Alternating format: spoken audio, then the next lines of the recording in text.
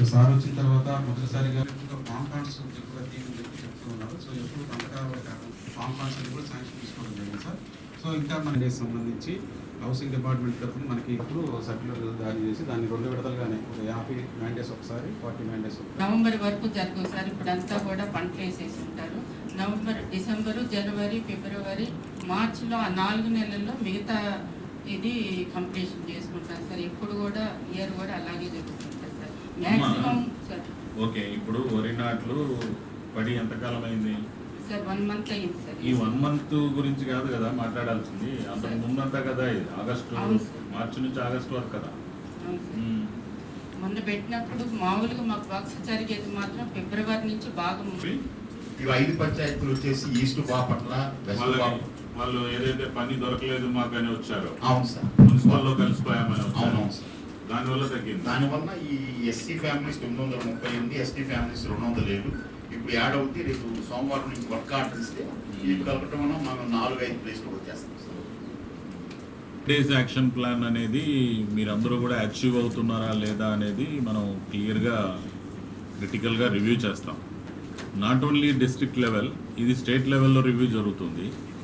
Honourable CM గారు and deputy CM గారు కూడా వీటిని క్రిటికల్గా రివ్యూ చేస్తారు. ఇప్పటికే డైరెక్టర్ పంచాయతీరాజ్ కూడా డైలీ కమ్యూనికేషన్లో ఉన్నాడు ఆల్ కలెక్టర్స్కి.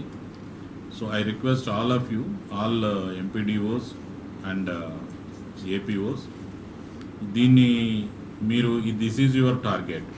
ఈ టార్గెట్ని ఎవ్రీ డే అచీవ్మెంట్ చేసుకోండి. మీరు 100 డేస్కి ఈ టార్గెట్ అన్నప్పుడు డివైడెడ్ బై 100, మీరు డివైడెడ్ బై 90 డేస్ అని వేసుకొని ఒక రోజుకు ఎంత వస్తుంది అనేది లెక్కేసుకొని ఆ రోజువారీ అచీవ్మెంట్ ఉండాలి. లేదు మళ్ళీ నెలకు ఒకసారి మనం చెక్ చేసుకుంటే నెలవారీ అచీవ్మెంట్ అనేది ఉండాలి. All APOs and other officers, అట్లనే లైన్ డిపార్ట్మెంట్ ఆఫీసర్స్ కూడా మీకు సంబంధించినటువంటి మీ వర్క్స్లో డీప్ ప్రోగ్రెస్ తీసుకొని రండి. మెయిన్గా జాబ్ కార్డ్స్ లేని వాళ్ళ మీద నేను ఈరోజు మీకు ఏదైతే చెప్పానో దాని ప్రకారంగా గ్రామ సభలు పెట్టుకొని వితిన్ 10 డేస్ లోపల జాబ్ కార్డు ఒక్కరు కూడా లేని వాళ్ళు అనేవాళ్ళు ఉండకూడదు. వాళ్ళందరినీ కూడా మీరు జాబ్ కార్డ్స్ ఇవ్వండి.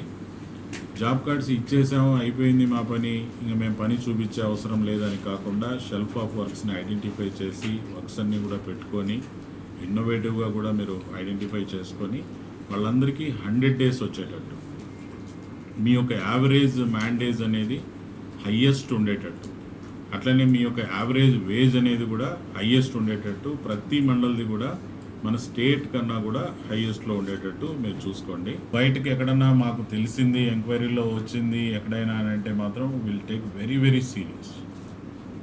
ముందు ప్రక్షాళన చేయండి మీ మండలాలలో, ఎక్కడ కూడా అటువంటి పరిస్థితి అనేది లేకుండా.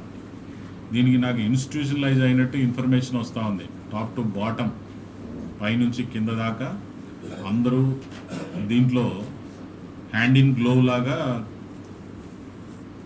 చేస్తున్నారు అని చెప్పి ఐ టేక్ వెరీ సీరియస్ అండి. ఇవన్నీ కూడా పీరియాడికల్ ప్రోగ్రెస్ తీసుకొని రావాలి. పీరియాడికల్ రివ్యూ జరుగుతుంది. సో ఇప్పుడు మీరు